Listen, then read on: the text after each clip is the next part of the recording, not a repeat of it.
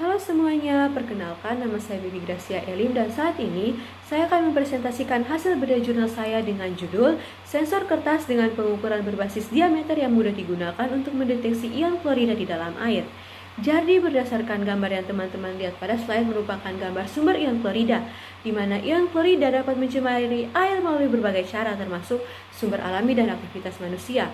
Pada sumber alami, ion klorida terdapat pada air laut, lapisan batuan bawah tanah, dan juga air tawar. Lalu, berdasarkan aktivitas manusia, di daerah yang beriklim tropis, biasanya garam digunakan untuk mencegah pembekuan jalan. Lalu pada proses limbah pertanian, digunakan pupuk berbasis klorida dan juga pembuangan limbah seperti limbah garam dapur pada sumber air sehingga mencemari air yang sering digunakan oleh masyarakat. Gambar di slide merupakan contoh air minum yang telah tercemar oleh ion klorida, sehingga perlu dilakukan proses pemisahan untuk memisahkan ion klorida dari dalam air. Adapun beberapa metode pemisahan yang sering digunakan adalah destruksi termal, insinerasi, solidifikasi dan stabilisasi, absorpsi serta pemisahan magnetik, di mana pemisahan ini telah sering digunakan namun memiliki dampak yang sangat berbahaya bagi lingkungan dan manusia.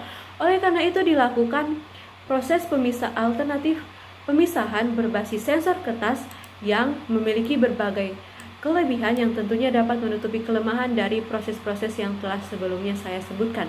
Misalnya, sensor kertas ini memiliki rapiditas analisis atau metode pemisahan ini memungkinkan analisis dengan cepat dalam waktu 2-3 menit saja.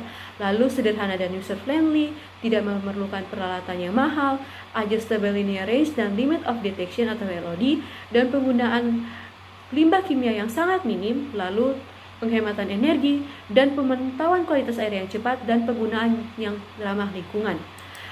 Lalu, adapun prinsip deteksi dari sensor kertas ini, di mana sensor kertas ini beroperasi berdasarkan prinsip titrasi presipitasi mol terbalik.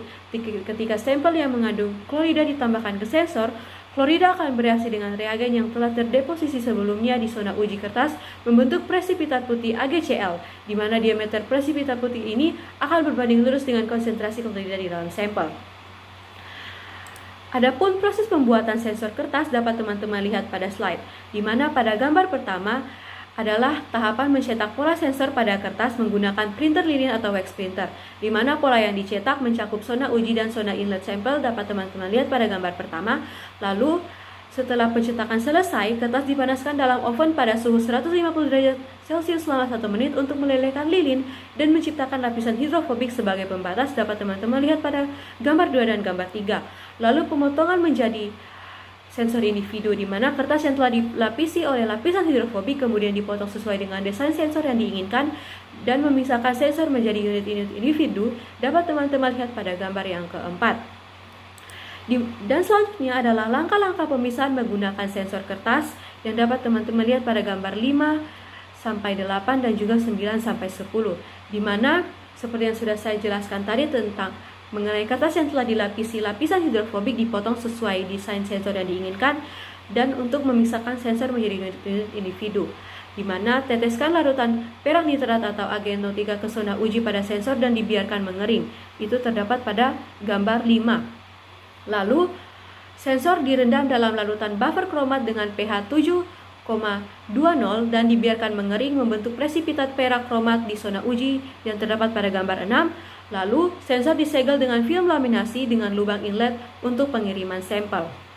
Dapat teman-teman lihat pada gambar 7 dan 8, di mana sensor yang telah disiapkan kemudian digunakan untuk mendeteksi klorida dalam sampel air. Sensor direndam dalam larutan standar klorida atau sampel air dan reaksi dibiarkan berlangsung selama 3 menit. Lalu, klorida dalam sampel akan bereaksi dengan perak kromat yang terdeposisi sebelumnya membentuk presipitat putih AgCl.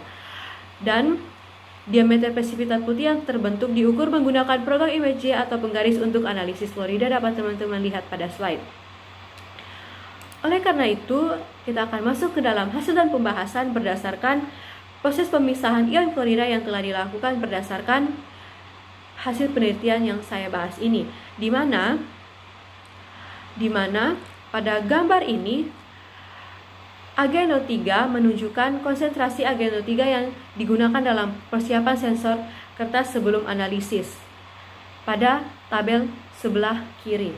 Lalu pada sebelum analisis CL-min merupakan deskripsi kondisi sensor kertas sebelum analisis klorida digunakan, dan setelah analisis CL-min dengan diameter 10 mm, di mana pada sebelah kanan merupakan kondisi sensor kertas setelah dianalisis klorida dilakukan dengan menggunakan sampel berisi 10 mm klorida. Di mana teman-teman dapat melihat pada slide bahwa presipitat putih yang terbentuk merupakan klorida yang positif terkandung di dalam sampel.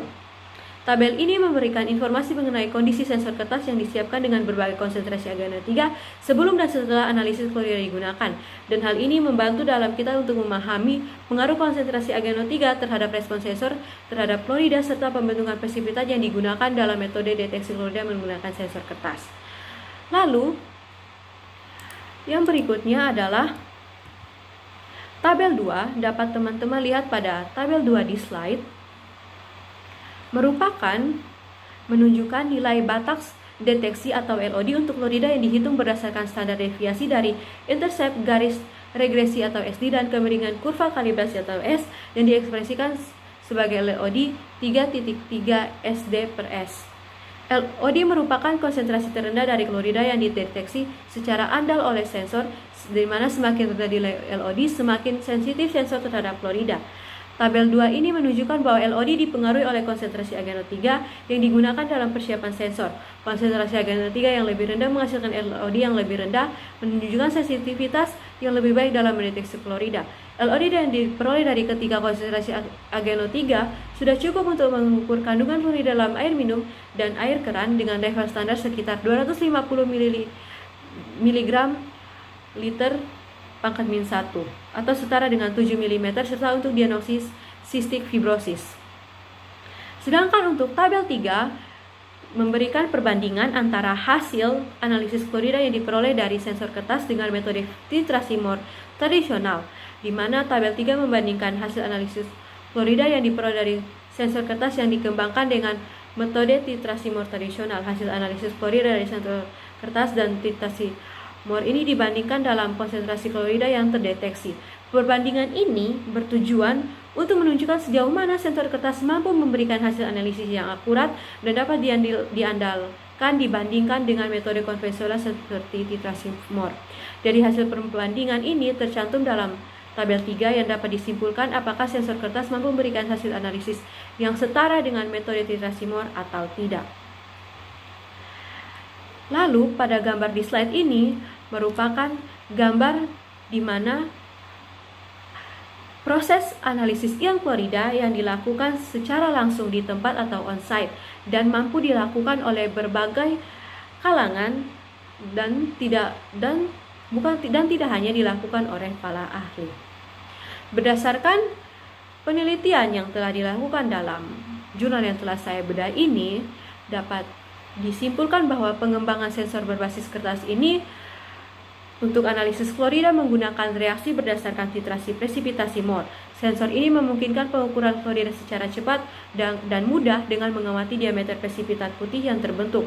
Lalu pengaruh konsentrasi AgNO3, di mana konsentrasi AgNO3 yang digunakan dalam sensor mempengaruhi parameter kinerja analisis seperti sensitivitas, rentang linear, dan batas deteksi.